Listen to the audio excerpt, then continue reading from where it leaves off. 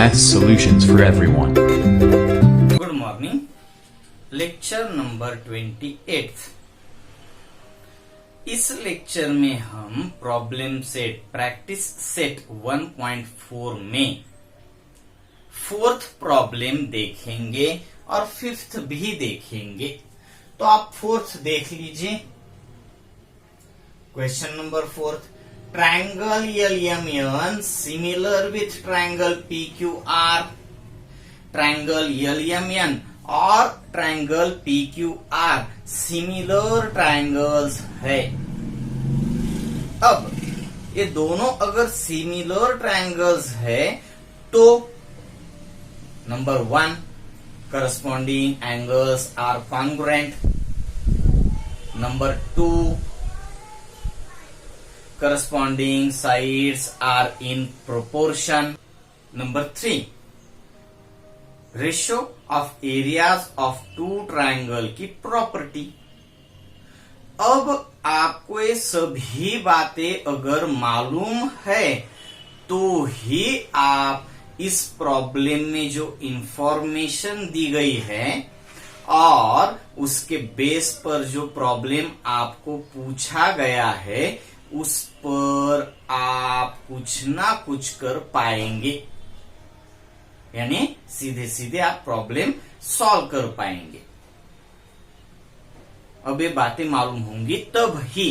तो ये बातें हमें सब मालूम है।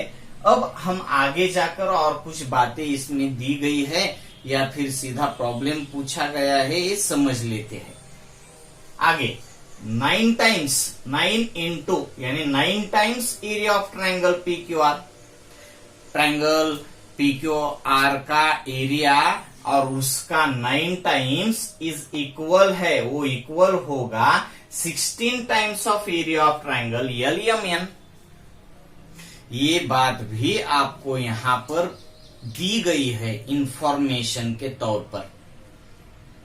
ट्रायंगल्स सिमिलर है और PQR का एरिया का 9 टाइम और LMN के एरिया का 16 टाइम, ये दोनों इक्वल है।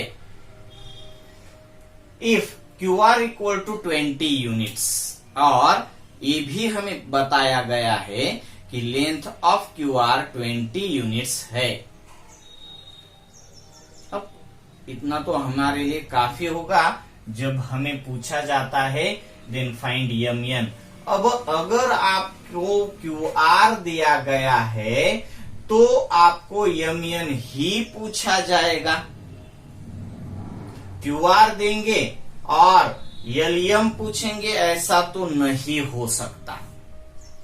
QR दिया है तो उसकी करस्पॉन्डिंग साइड ही आपको पूछी जा सकती है, इसके अलावा कुछ नहीं पूछा जा सकता, पूछा ही नहीं जा सकता। ठीक है ना, आपको समझ में आता होगा। तो आप अच्छे से देख लीजिए यहां पर जो मालूम है, here triangle LMN similar with triangle PQR and 9 times area of triangle PQR equal to 16 times area of triangle LMN। अब इसको यूज करके मैं area of triangle LMN divided by area of triangle PQR यानी दोनों triangle के area का ratio find कर सकता हूं। मुझे सिर्फ ये जो एरिया ऑफ ट्रायंगल PQR है अपोजिट साइड में लेकर आना पड़ेगा और इधर का जो 16 है उसको अपोजिट साइड में लेकर जाना पड़ेगा। सिंपल। और ये सब बातें आप बहुत सालों से पीछे 8th में, 9th में, 7th में आपने देखी है, उसका ही यहां पर हम यूज करेंगे और सीधे सीधे area of triangle LMN divided by area of triangle PQR equal to 9 divided by 16 आप देख पाएंगे। और मैं इसको सिंपली जिस तरीके से हमें जरूरत है उस तरीके से मैं इसको यहाँ पे लिख दूंगा। अच्छे से आप इसको समझ लीजिए। ये area of triangle P Q R divide में गया तो हो जाएगा area of triangle L M N divided by area of triangle P Q R equal to 9 divided by 16। Equation number first. यानी यहाँ पे आपको दोनों ट्रायंगल्स के एरिया का रेशियो 9:16 9 डिवाइडेड बाय 16 है, ये मालूम होता है, जो कि आपको दिया गया है। सिर्फ दिया ही गया है, सिर्फ जैसे आपको चाहिए वैसे ही आपको उसको देखना पड़ेगा। एक स्टेप हो गई यहाँ पे, जो दिया है उसके साथ ही आपने देख लिया। एंड और आपको मालूम है Q R equal to 20 unit. ठीक है। नाउ अब हम देखेंगे नाउ बाय प्रॉपर्टी, या फिर आप सीधे सीधे थ्योरम कह सकते हो, theorem on ratio of areas of similar triangles, area of triangle LMN divided by area of triangle PQR equal to दोनों ट्रायंगल्स के एरिया का रेशियो। प्रॉपर्टी थ्योरम आपको अच्छे से मालूम है। क्या थ्योरम है? The ratio of areas of two similar triangle is equal to the ratio of squares of their corresponding sides, यानी LM square divided by PQ square. मगर हमें LM पूछा भी नहीं है और LM दिया भी नहीं है। हमें QR दिया है और MN पूछा है, तो हम ये प्रॉपर्टी इस साइड के स्क्वायर का रेशियो लेंगे यहाँ पे? नहीं। कौन सा लेंगे? तो फिर MN square divided by QR square, MN square divided bye QR square.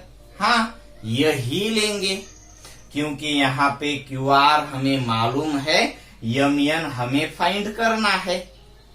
या फिर आप तीसरी भी साइड का रेशियो चूज कर सकते हो, LN डिवाइडेड बाय PR, मगर वो भी यहाँ पर हम यूज नहीं कर पाएंगे।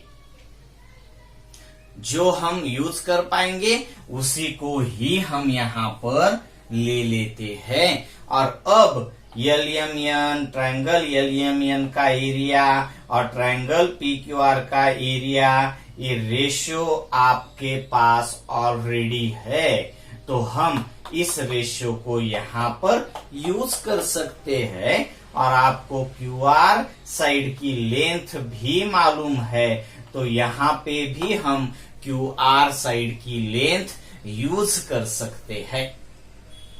तो चलो, क्या किसके हिसाब से? फ्रॉम इक्वेशन फर्स्ट, इस इक्वेशन का यूज करके यहाँ पे आएगी value 9/16 equal to MN square divided by 20 square. 9 divided by 16 equal to MN square divided by 20 square. QR की वैल्यू 20 है और यहाँ पे QR का स्क्वेयर चाहिए, तो यहाँ पे 20 का स्क्वेयर बन जाता है। मैं इसकी वैल्यू मैंने यहाँ पे नहीं लिखी। अब आप देख सकते हो 9 इज द स्क्वायर ऑफ 3, यानी 3 का स्क्वायर है। 16 इज द स्क्वायर ऑफ 4, ये यहां पे स्क्वायर ऑफ mn और ये यहां पे स्क्वायर ऑफ 20। तो ये सभी टर्म स्क्वायर टर्म में है, इसलिए मैं लूंगा square root, taking square root on both sides. अब इसका स्क्वायर रूट होगा 3, इसका होगा 4, इक्वल टू mn स्क्वायर का रूट होगा mn और 20 के स्क्वायर का रूट होगा 20। mn फाइंड करने के लिए मैं इसको इधर देखता हूं तो 20 आ जाएगा और 4 से इसको मल्टीप्लाई भी होगा। 4 5 20, यानी 3 इंटू 5। अब इसका कैलकुलेशन आपको ही करना पड़ेगा और सीधे आपको mn की लेंथ मिल जाएगी। पूरा आपके सामने प्रॉब्लम है और उसका सॉल्यूशन भी आपके सामने है। अब हम जाएंगे प्रॉब्लम नंबर 5 की तरफ। 5th problem, areas of 2 similar triangles. हाँ, 2 सिमिलर ट्रायंगल्स तो है ही यहां पे। और अब तो जो हमने देखा उसमें एरिया का जिक्र हुआ है। Areas of 2 similar triangles are 225 square centimetre. एक ट्रायंगल का एरिया 225 स्क्वायर सेंटीमीटर है एंड 81 स्क्वायर सेंटीमीटर भी है। अब वो दूसरे ट्रायंगल का होगा। तो सिंपली आपको एक बात अच्छे से समझ में आ गई होगी कि यहाँ पे 2 ट्रायंगल्स है, वो दोनों ट्रायंगल्स सिमिलर ट्रायंगल्स है और उसमें से एक बड़ा होगा जिसका एरिया 225 स्क्वायर सेंटीमीटर है और दूसरा ट्रायंगल जो है वो छोटा होगा साइज में, उसका एरिया 81 स्क्वायर सेंटीमीटर है। अब हम यहाँ पे 2 ट्रायंगल्स लेना चाहेंगे। अगर हम ट्रायंगल्स इस प्रॉब्लम में हमें ट्रायंगल्स नहीं दिए हैं, पिछले प्रॉब्लम में हमें ट्रायंगल्स दे दिए थे, तो वहां पे हमें ट्रायंगल्स लेने की जरूरत नहीं पड़ी। मगर जब भी आप प्रॉब्लम सॉल्व करते हो, ज्योमेट्रिकल हो या फिर अलजेब्रिकल हो, आपको उस प्रॉब्लम को विजुअलाइज करना आना ही चाहिए। इसलिए यहाँ पे ट्रायंगल्स नहीं भी दिए हैं तो भी हम 2 ट्रायंगल्स सपोज कर लेंगे। उसमें एक बड़ा होगा क्योंकि एक का एरिया बड़ा दिया है और दूसरे का एरिया छोटा दिया है, तो दूसरा छोटा होना चाहिए। ठीक है। अब आगे और कुछ बातें दी गई है तो हम देख लेते हैं।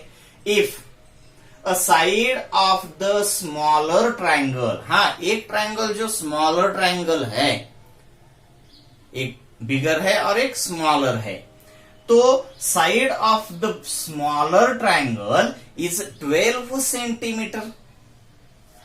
Side of the smaller triangle is 12 centimetre. पिछला जो हमने 4th प्रॉब्लम देखा था उसी तरीके से इसको भी आपको देखना ही होगा।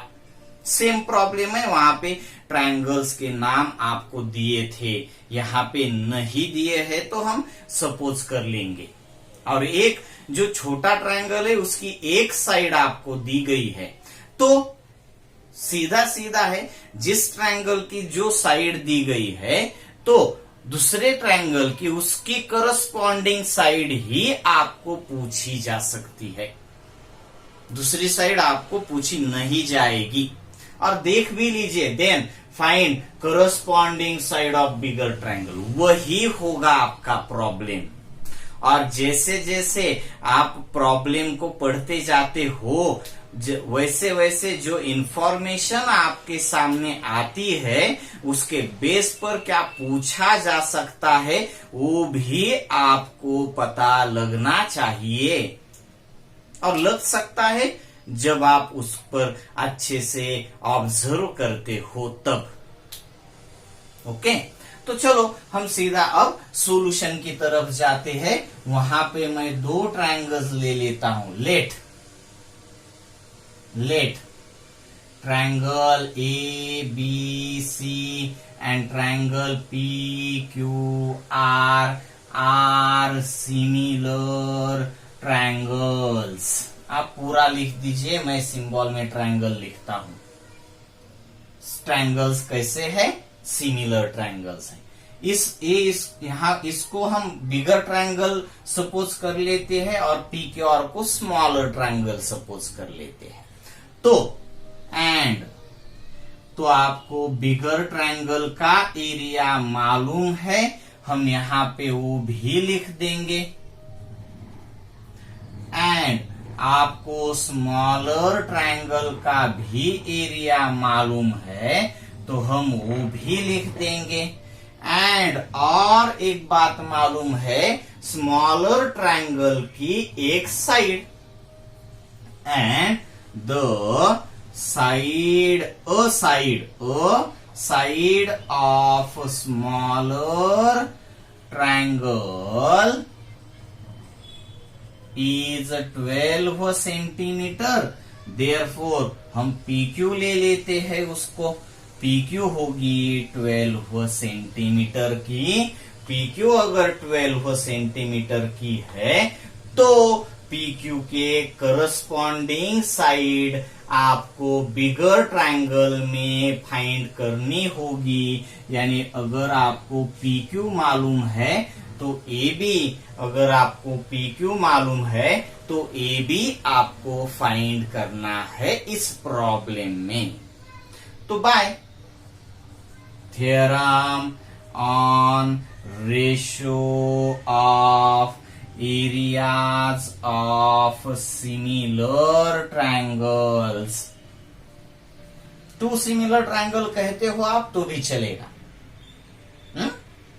तो ट्रायंगल एबीसी का एरिया और ट्रायंगल पीक्यूआर का एरिया, उनका ratio, area of triangle ABC divided by area of triangle PQR equal to AB square divided by PQ square. मालूम है पिछले प्रॉब्लम में भी हमने यही लिया है और इस सेट के पहले जो थ्योरम देखा है वही थ्योरम यहाँ पर हम यूज कर रहे हैं। तो इसमें आपको कुछ भी दिक्कत आनी ही नहीं चाहिए। ठीक है, अब वैल्यूज पुट कर दीजिए। एबीसी का एरिया मालूम है, ट्रायंगल पीक्यूआर का भी एरिया मालूम है। AB स्क्वेयर नहीं मालूम मगर PQ मालूम है, उसका स्क्वेयर हम नोट कर देंगे। तो चलो, therefore 225 divided by 81 equal to AB square divided by 12 square. अब सिंपली ये स्क्वेयर है 15 का, ये 9 का, AB का स्क्वेयर है और ये 12 का। Then taking square roots on both sides, इसका स्क्वेयर रूट 15, इसका 9 equal to AB divided by 12 इधर जब आप देख पाते हो तो ये हो जाता है AB equal to 15 into 12 divided by 9। अब आप AB की वैल्यू देख पाएंगे वो कितनी है। कितनी है कैलकुलेशन कर पाते हो ना आप। 3 3 jar 9, 3 5 jar 3 1 jar 3 4 jar 5 4 jar 20 centimetre. यानी अब आपको पूरा आंसर लिखने के वक्त ए बी वगैरह की नहीं लिख पाएंगे आप, जो क्योंकि प्रॉब्लम में ट्रायंगल के नाम नहीं दिए। तो जैसे प्रॉब्लम में पूछा गया है उसी तरीके से आपको आंसर भी लिखना पड़ेगा। फुल सेंटेंस में आंसर क्या लिख देंगे आप? Therefore the length of corresponding side of bigger triangle is 20 centimetre. Simple और बहुत ही सिंपल है, कर पाएंगे ना आप? अब आपको सेल्फ वर्क के लिए मैं कुछ प्रॉब्लम्स देता हूं। प्रॉब्लम प्रैक्टिस सेट 1.4 में फर्स्ट से ये 5th प्रॉब्लम तक आपको पूरे कंप्लीट करने होंगे। ओके।